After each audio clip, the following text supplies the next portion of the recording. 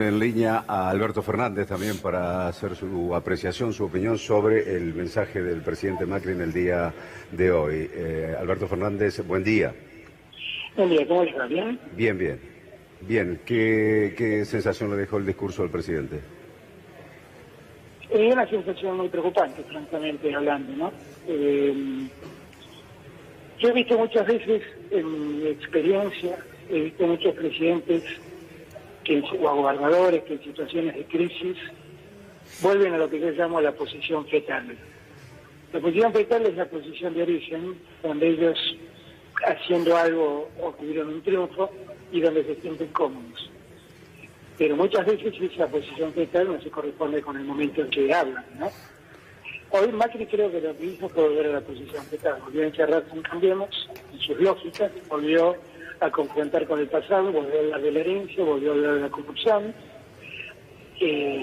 Claro, lo que no cuida el medio es que pasaron 2 años y medio de sesión de él, que entonces la expectativa de quien escucha no es la misma, la expectativa de alguien que escuchaba en el 2015 que la que escucha casi llegando al 2019.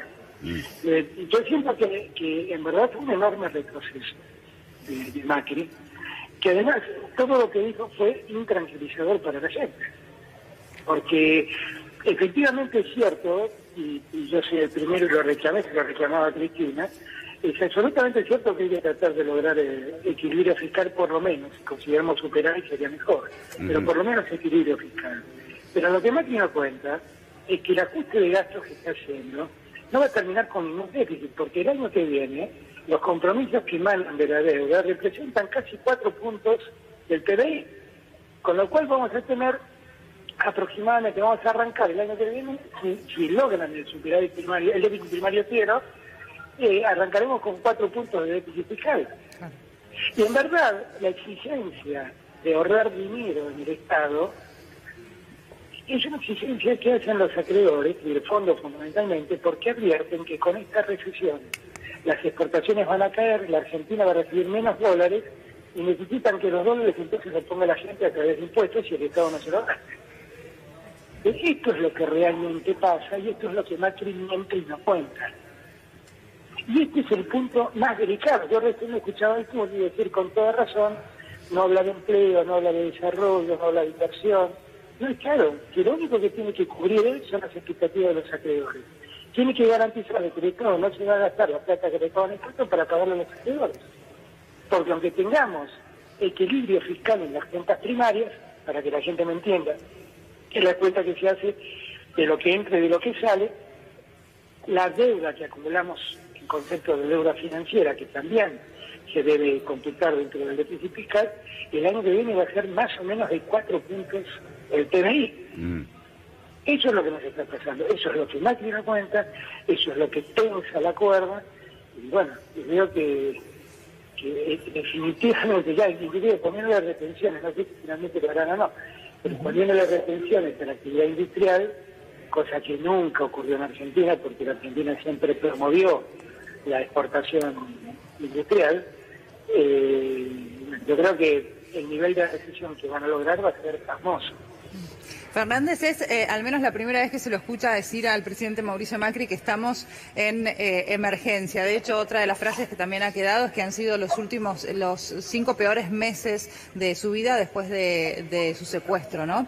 ¿Cómo ha vivido usted y cómo ha visto todo el movimiento que hubo este fin de semana, las entradas y las salidas allí a la Quinta de Olivos, Lilita Carrió opinando también por Twitter? ¿Cómo lo sintió? ¿Cómo lo vivió?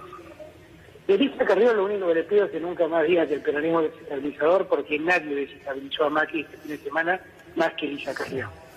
Una máquina de desestabilizar al gobierno. Todas las cosas que dijo fueron desestabilizadoras para el gobierno. Lo que pasó el fin de semana es parte de lo trágico de este gobierno. Sinceramente lo digo y con pesar lo digo. Porque lo que uno vio fue poner en danza los nombres de los ministros, y saber que muchos de ellos dejarían de ser ministros, pero después nos enteramos que quisieron cambiar nombres de ministros y no consiguieron reemplazantes. Hoy el diario Clarín dice que Sorí, el canciller, el ministro de Defensa, el ministro de Educación, el ministro de Economía siguen en sus cargos porque no encontraron reemplazante. Ese ministro de Economía, que está en su cargo porque no encontraron reemplazante, tiene que ir a negociar ahora con el Fondo Monetario. Si Lagarde leyó esa noticia, se va a preguntar con quién estoy hablando. Claro. Eso es lo que hicieron este fin de semana. Es un estrago, por donde se lo mire es un estrago. Le cargaron todas las cintas a Quintana y a la PTI, que alguna responsabilidad tienen, ni mayor ni menor que el resto del gabinete, y sobre esa base creyeron resolver el tema. Ahí, mientras se actualiza el tipo de cambio mayorista, que sube un poquito, lo que señalan varios es que la forma de cobrarle impuestos a los exportadores no es progresiva. ¿Qué quiere decir? Por ejemplo, le cobran 4 pesos por dólar, esté el dólar al tipo de cambio que esté. En mayo del año que viene podemos tener un campo que prefiera una devaluación para que se licúe ese pago del impuesto en cada exportación que hace. Alberto, ¿vos ves un mayo complicado o antes vamos a tener, por ejemplo, una presión devaluatoria más fuerte? Yo creo que la presión devaluatoria no ha servido para nada. Y no sé, hoy tienen la suerte de que en Estados Unidos es feriado, con lo cual no sé si eso creo que los va a beneficiar, pero la realidad siento que estamos en un pantano, estamos parados en un pantano. Preguntaba Mayo, Alberto, porque es el punto, el mes que dice abril-mayo, el gobierno que van a liquidar las exportadoras y que se va a volver a crecer con la economía. Pero es el único argumento que dice el gobierno con el cual podría volver en algún momento a crecer la economía. Pero si no, antes no dijo el gobierno cómo va a volver a crecer la economía argentina más allá de las exportaciones del campo el año que viene. El gobierno no está pensando en crecer, por eso no lo dice. La verdad, mayo me parece un ejercicio. Me parece como si me estuvieras hablando de 6 años para adelante. Claro. Yo me pregunto qué vamos a hacer el mes que viene. Porque creo que la conflictividad social va a crecer. Alberto, preguntas. Y también te pregunto a vos, Darío, ¿tan difícil es decir el que exporta va a tener que liquidar las divisas? En un mes, en 2, no sé, en lo que corresponda. No vamos a seguir importando cualquier cosa. ¿Sabes qué pasa, Tuni, con eso? No se pueden comprar $2 millones por día. Claro. Digo, porque siguen con el tema de y lo que gastamos y esto y lo otro, pero si lo que tenemos es un buraco de dólares inmenso y no tomamos una decisión seria respecto de esto, creo. Pregunto. Sí, pasa que si tuvieran que liquidar al otro día de exportar, igual pueden ir al mercado de cambios y comprar esa plata en pesos. No es como en la etapa de antes donde tenían aparte una restricción cambiaria. Pero la pregunta, Alberto, porque me sumo a lo de Túnez, todas estas medidas que pueden ser mal vistas por el mercado, por los mercados internacionales, por el FMI, ¿importan en un momento donde se empezó a dudar de Macri puertas adentro? Pero por eso digo, yo creo que estamos... yo creo que las palabras de Macri hoy en día son intrascendentes, no cambian el espíritu ni la calma de los mercados, ni la inquietud de los mercados, no generan calma en los mercados. A mí me da lo mismo que hable o que no hable. En las últimas semanas yo la verdad sentí que hablando hacía más daño que estando callado, porque cada vez que hablaron él y Peña empeoraron la situación. Ahora, yo, en el documento que presentó Hacienda hoy, está diciendo en un pie de página que la inflación de este año va a ser del 42% y que la caída del PIB va a ser de casi 3 puntos. Alberto. ¿Se dan cuenta de lo que estamos hablando? Sí. Alberto, Mauro Zeta le habla. ¿Qué tal, Mauro? A ver si me puede traducir, tratando de pensar en la gente que nos está escuchando. ¿Qué se nos viene en todos estos discursos que acabamos de escuchar? ¿Qué se nos viene desde despidos, ajuste, menor salario, ir al supermercado a hacer la compra? ¿Cómo va a afectar todo esto que se dijo en la economía cotidiana, en la vida? Se va a traducir para los trabajadores del Estado inestabilidad y despidos. Para los trabajadores formales de la actividad privada, en sueldos que van a estar muy por detrás de la pauta inflacionaria. Dense cuenta, vuelvo a decirle, que Dujovne, en el documento que acaba de presentar en un pie de página y con letra muy chiquita, acaba de poner que la inflación de este año va a ser del 42%. Y los salarios se fijaron en el 25%, al que hizo un buen negocio. Sí, Cuenta, lo que vamos a tener es una terrible caída del salario real y vamos a seguir teniendo lo que estamos viendo, una retracción de la economía muy preocupante. que no sabemos dónde para. Es la pregunta que no pudo contestar Duhovne, la que le preguntaba a la colega Sofía Diamante sobre ese pie de página, y Duhovne dijo que no podía estimarlo. Pero las consultoras, antes de la devaluación, hablaban de una inflación del 35 largo, 36, 37%. Ya en los últimos días estamos hablando del 40%. Ya, claro, no, y después de la devaluación arriba del 40%. Pero lo dice el documento de él, no lo estoy diciendo yo, lo dice el documento de él. No, pero lo que voy, Alberto, es que incluso puede ser mayor en algún punto. Los que hablan del traspaso a precios, que en inglés se llama pass-through, hablan de un traspaso que puede ser de la mitad o el 70% de lo que es cada devaluación. ¿De qué depende? Por ejemplo, 2002 no fue tanto, no fue el 300% de la inflación, porque había un desempleo importante. Entonces la gente no compra y los precios más o menos se amortiguan. Pero acá no está esa situación aún, digamos, el desempleo va a aumentar, la pobreza va a aumentar, lo dijo Macri. Por eso es que el traslado a precios, traspaso a precios, puede ser alto de esta devaluación del 30% de agosto, arriba del 30%, y puede sumarle un 10, 15 a las estimaciones de inflación que ya teníamos. Por eso es que se le preguntaba eso y no sabía contestarlo, o prefirió no contestarlo Duhovne aún. Por ahí no quiso contestarlo, porque en el documento está puesto con letra chiquita, con una nota a pie de página. No se puede creer. Pero No es se un dato puede furibundo ese. Un dato mortal ese. Alberto, ahí... Les vuelvo a repetir, si la inflación llega a ser del 42%, el febrero habrá caído 17 puntos. Claro. Si tenés una paritaria de 25, son 17 puntos. Muchos dirigentes o varios dirigentes de la oposición también dicen, bueno, acá hay que establecer un diálogo político y abarcar a todos los sectores políticos, y que haya un verdadero diálogo como para darle el sustento político a las medidas económicas que se tomen. ¿Usted cree que es necesario ese encuentro mancomunado de todas las fuerzas políticas? Sí, pero ya el otro día que hablé con Emilio Monzó, que conozco hace muchos años, que tengo un trato personal con él y afecto, yo le explicaba que ningún diálogo es anoticiarme de la decisión que tomamos. Eso no es un diálogo. Cuando a mí me llaman y me dicen, mira, este es el plan, que ya está consumado, está en todos los diarios, lo anuncia el ministro en conferencia de prensa, eso no es un diálogo. Lo que están pidiendo es que yo firme un contrato de adhesión con los que ellos respondieron. Y eso la oposición no puede hacerlo, porque entonces es corresponsable de lo que es el oficialismo. Y el efecto inmediato es quitarle a la gente cualquier expectativa de alternativa frente a lo que el gobierno hace. Ahora, si el gobierno realmente quiere dialogar, que primero llame, convoque, escuche, que resolvamos en conjunto.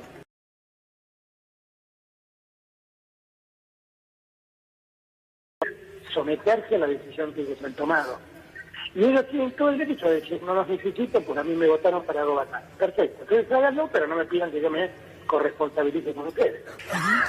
Fernández, todavía no se dieron detalles sobre estos cambios en el gabinete y el achique, que si bien hizo referencia el presidente Mauricio Macri, no están los nombres, ¿sí? Han trascendido a lo largo del fin de semana. ¿Para usted esto es una medida de tipo maquillaje o realmente puede representar un ahorro para el Estado? No, yo honestamente, conociendo cómo funciona el Estado, que un ministro deje de ser ministro y pase a ser secretario, no tiene ninguna trascendencia. Económicamente no tiene ninguna importancia. Ahora, no creo que sea esa la medida. Creo que la medida va a estar acompañada con una ola de despidos, como se dio la semana pasada, por ejemplo, con la agricultura familiar. Se debe venir eso. El hecho de culpar sistemáticamente a la causa de los cuadernos, al pasado kirchnerista, tomé algunas frases del discurso de Macri, ¿con qué objetivo lo hacen? Porque trato de volver a esa posición. ¿Qué tal? El presidente que eso en algún momento lo vendió y bueno, ahora le puede volver a rendir. Vuelve a repetir lo que alguna vez le sirvió. La antagonía. Ahora, lo que más que descuidan es que el mundo realmente está intranquilo con los paganos, ¿no? Pero la mayor intranquilidad es que el presidente y su familia aparecen en los paganos.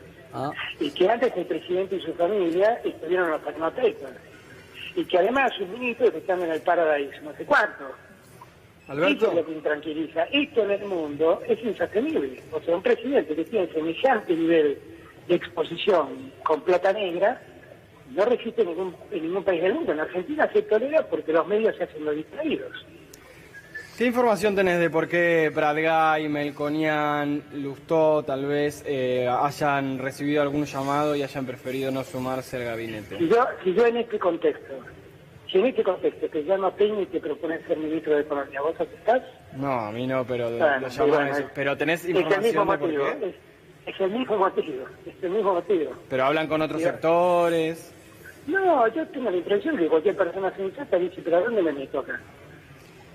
¿No aceptó o es lo que yo le preguntaba a Darío más temprano? ¿No aceptó o en realidad puso condiciones que el propio Mauricio Macri, bueno, evaluando el costo que tenían esas condiciones, decidió decirle que no a lo que estaba pidiendo?